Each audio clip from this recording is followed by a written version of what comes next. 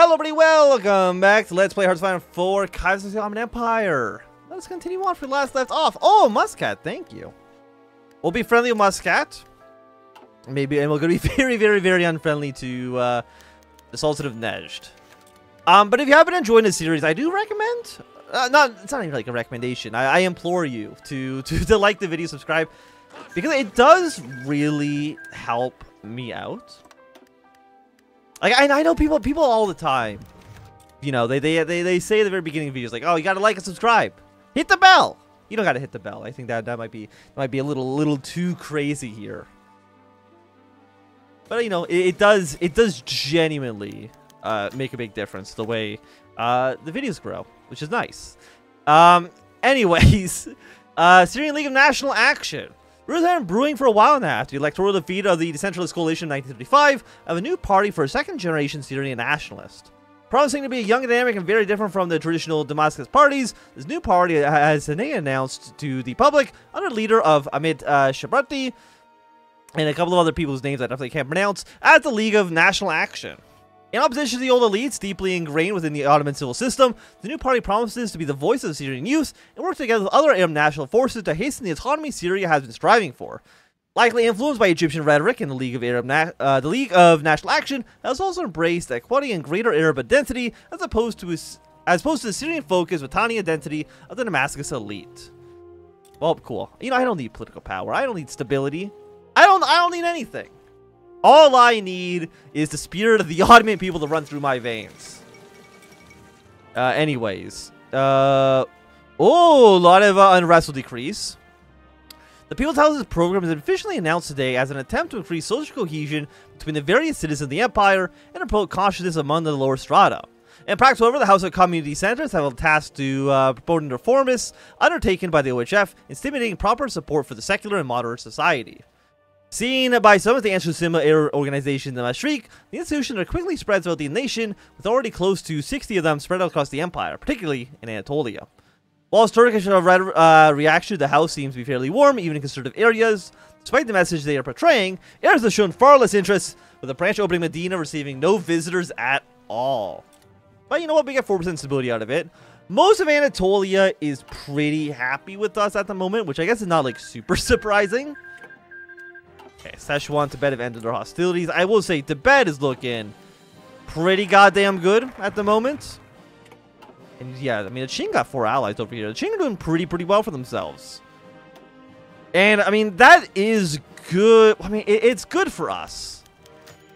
Primarily because they will oppose the Japanese, and because we're pro-Germany, and Germany is anti-Japanese. Through the grapevine, this works in our favor. But it's through like 6 different... Ooh, a failed coup d'etat. Ooh, a murder in Baghdad. It says to continue to mount an MOJ and aggressive action is undertaken by the International Gerrymandering. Relations between Muslim and Jews within the Ottoman Empire itself are deteriorating.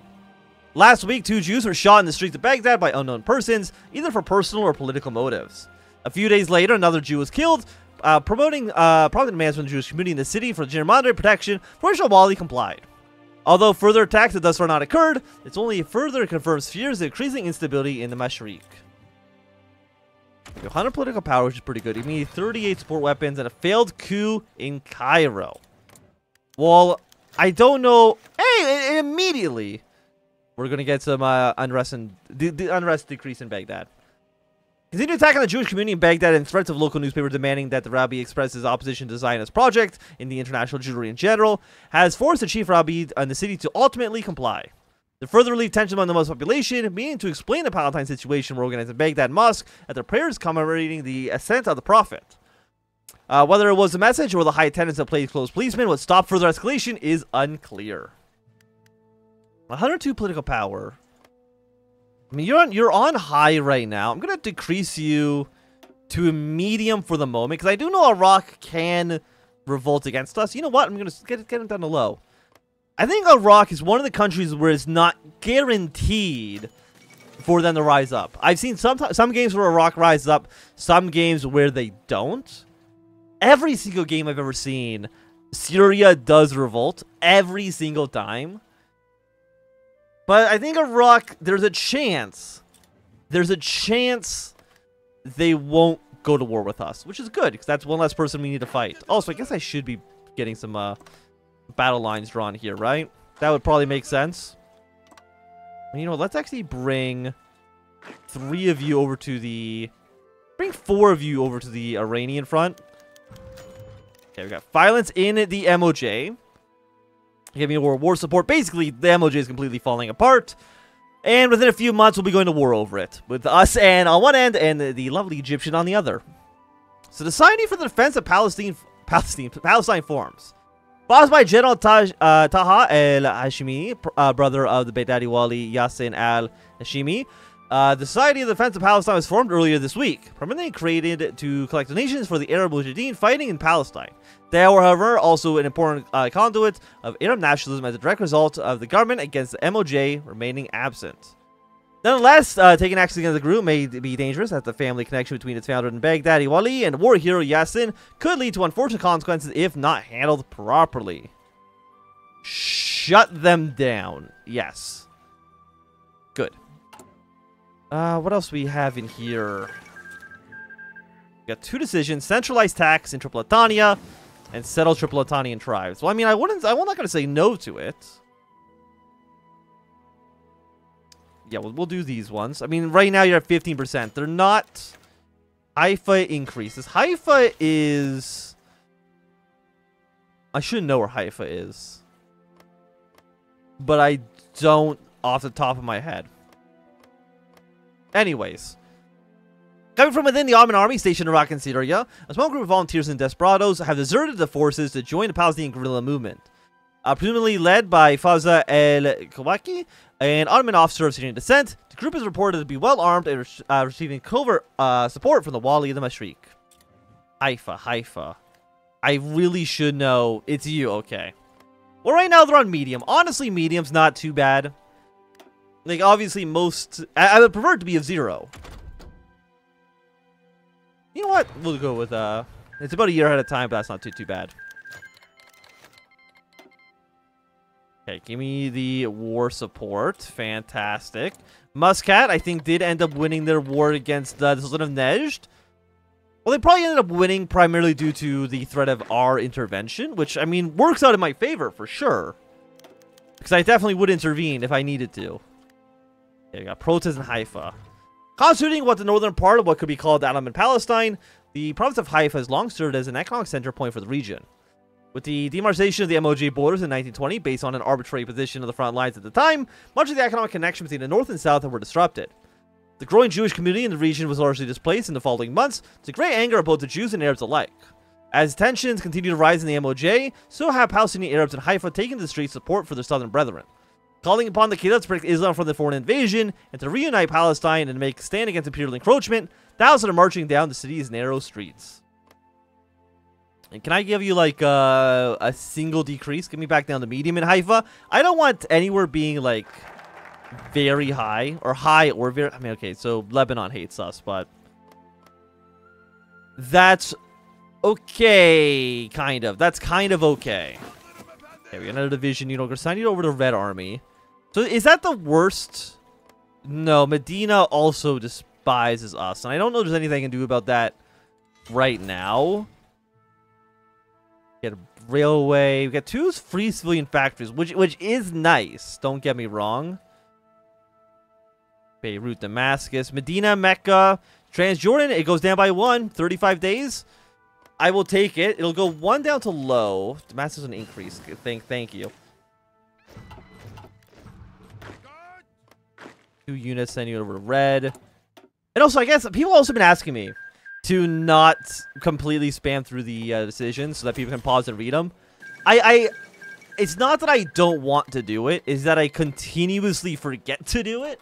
And I apologize for that. Because, you know, it makes sense. Like, I don't have time to read every single description in the focus trees. But I know some people find that very interesting. I mean, I find it interesting as well. I'm sure these are very interesting descriptions. People put a lot of work into this.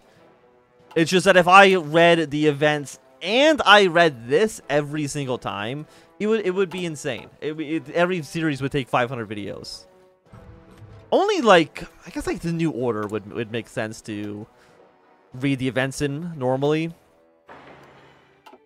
Because, I mean, it's basically a choose-your-own adventure book anyway, so reading the focus descriptions, I think, makes sense in 38. Yeah, give me 38 research. Makes sense in a new order. But in Kaiserreich, it would just take slightly too long. Okay, Cuba's joined the Reichspakt. The Dutch joining the Internationale. I mean, it's really the... Oh, actually, the Swiss also joined the Internationale. That is a little bit more worrying for me. The Swiss and the Dutch is usually pretty bad for Germany. Abolishment, crackdown on the Arab parties, Beirut and Damascus will increase. We do get 100 political power, so we could theoretically spam it down a few points. Because Damascus right now, it's all low, which is not bad.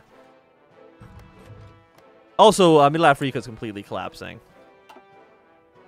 Which is also, like, not great. Because that's one ally of the Reichspakt that's going to basically just disappear. There's really nothing we can actually do about that. So you're in the Reichspakt. Which means that Insulindia is actually at war with the entire Reichspakt, which is a little worrying for us as well. Because if Germany ends up sending units down to Indonesia, that's just a fucking waste of everybody's time, right? I would say so at the very least. Okay, I'm going to put more factory on tanks. I do need more military factories. Give me up to extensive conscription. Extensive is usually kind of like the peak where you want to be.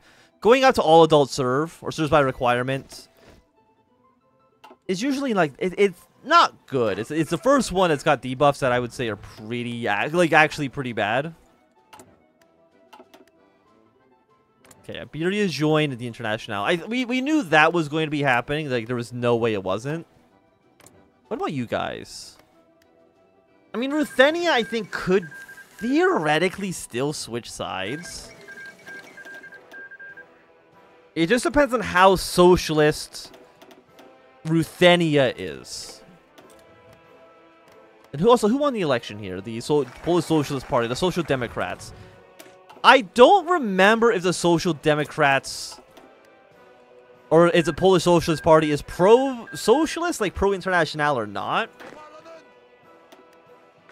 But it could lead to a revolt within the heart of the Reichspakt, which is a little scary. And by a little scary, I would say very, very, very scary for us. Who did I want? There was somebody in here that was like, oh yeah, they're pretty good. You're meh. I'm looking at probably you the most right now. I mean, stability plus 10% is pretty good. Factory output, dockyard output, production efficiency cap. I mean, you're also pretty good as well. You know, war penalty stability modifier. It doesn't help us out right now, but once we're actually at war, that'll save us a decent amount on our production efficiency. Factory output, political power gain, consumer goods. All of that's nice. But what are you at? Negative 10%, and I think because we'll be at war, we'll be fighting a defensive war.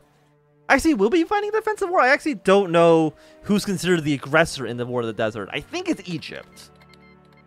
So I think that's going to be a negative 20% stability, if I'm correct.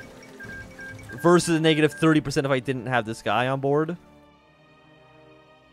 Native Canada. Everyone hates this. You're almost an actual province. You boost it up by 10%. What are you? 5%. Everybody likes this.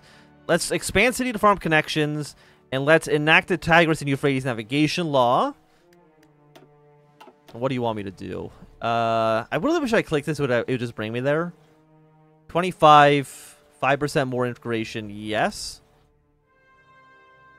They can be upgraded to Viet status. How do I upgrade their status? I don't actually know. You're an autonomous region. Oh, does this just change automatically? Okay, so yeah, you're the Arab Peninsula. You're now a Valais. Why is it that you're a Valais and that you're an autonomous region? I don't actually know. I'm sure somebody knows. But that somebody is not me. The invasion of Kasab. Townsmen of the otherwise quiet Kasab were rudely awakened by the presence of Iranian detachment on the shore this morning. As in yet another move of mounting tension in the Arab Gulf, the government of Tehran has seemingly unilaterally taken control of the entire Strait of Hormuz. The occupation has been without bloodshed, seemingly being led by the Iranian cruiser Persepolis. Fucking Christ. Where shortly after 6 a.m. a group of 5 lifeboats were disembarked and sent towards the harbor of Kasab. Of course, we're going to go to war, because if we can fight Iran and Egypt separately, that works obviously better for us. So we're going to lose stability, we're going to lose war support. Here's the thing, we cannot risk war with Tehran. We're going to be going to war with Tehran no matter what. Set sail. What are you going to do about it? Iran abandons the peninsula. Well. Seemingly scared off by the Ottoman fleet, the Iranians have packed up their bags and Kasab and returned to the Persepolis. With the Iranian president removed from the peninsula, the question remains about his future. The Sultan of Muscat has proven utterly incapable of defending against even the smallest of armies. With the rising importance of Hormuz Strait in the global economy, being a vein that connects Iraq to the Bahraini oil fields of the world, some have asked themselves whether or not it'd be better for the security of the permanent. I guess basically, if we want to occupy, I think, this province. Right now, it's owned by Iran. We can hand it back. People like us more. Muscat hates us. A lot of other people hate us, but that's okay. I think overall that is worthwhile for us. This occupation is incredibly high. I mean, there are a lot of people that really do hate us, which is sad, I would say. Let's throw like 1 point in Beirut. Maybe Beirut would be more happy with us. Okay, set us the autonomous regions. You would be nice, but I don't know if I can risk you at this exact moment. Unrest will decrease, but that's mostly, again, that's mostly in Anatolia, and that doesn't matter so much. Give me these 2 civilian factories.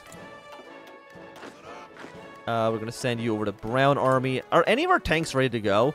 I mean, they're on their way for sure, which is nice. Garrisons also get top priority. And let's just start training up. Give me like another 15 divisions. I think this seems more than okay. 39 artillery. I think we're gonna wait a little bit. So let's go in. Let's get our 39 industry next. Because again, in industry are like some of those technologies. Industry is always good. There is never going to be a time you play Hearthstone 4 where you're like, shouldn't have gotten that industry attack. I would have been much better if I got submarine attack plus 10%. You know, it's going to be more worthwhile most of the time.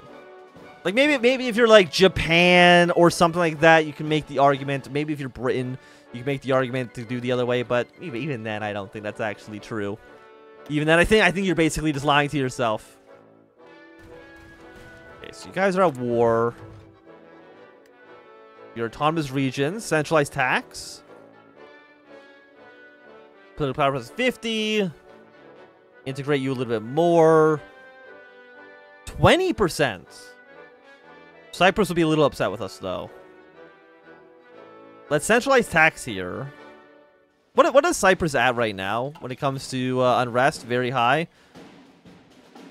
Well, I mean, revolt risk will increase. Oh, no, so you bring them into Vilayet. Because right now they're autonomous. So if I press centralized authority, then they become a Vilayet. No, you're autonomous and you're a Vilayet. Okay. I'm assuming being a Vilayet does do something different. What does it actually do? Power will be directed towards Ottoman Parliament Constantine. Ambitious plans been drafted in office capital, yada yada yada. I don't actually know what centralize them actually does for us. You think I would know, but I don't. 20%. Integrate the roads here. The Philippines is joining the Entente. Oh, that's a very, very rare sighting. Most of them will get more unrest. I'm okay with that. Right now, they're on low anyways. Low is completely fine. We could centralize authority here.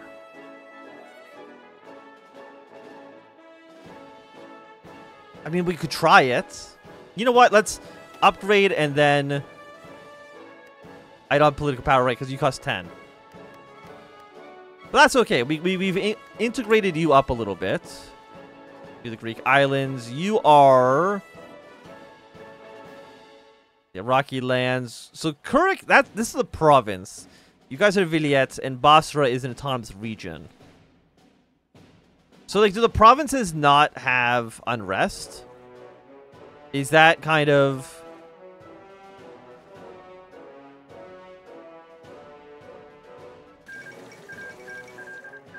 So if it's higher than medium, there's a penalty.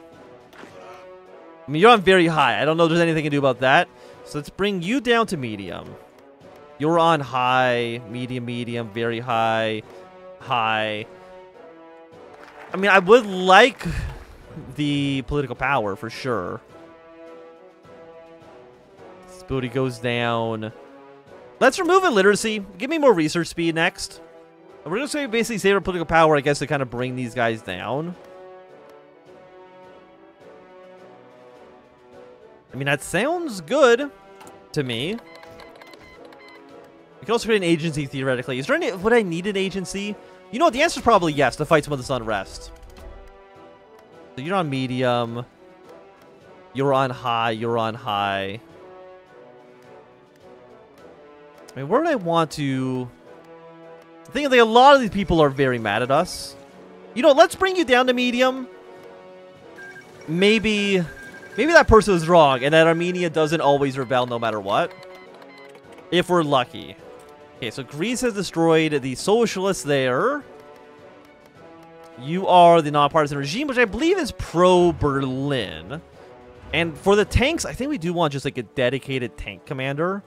One of you's got to be Panzer expert, right? Oh, absolutely not. Okay, cool. Then we'll go with you. Tanks can be the Purple Army, and right now you're just gonna hang out in Aleppo. I don't know where we're gonna send the tanks afterwards, but I think having the tanks just be in Aleppo makes sense. We'll have you stationed here. And yeah, all tanks, you just deploy to purple. Wherever purple is going to be, I want you there. Okay, Poland join the Reichspakt.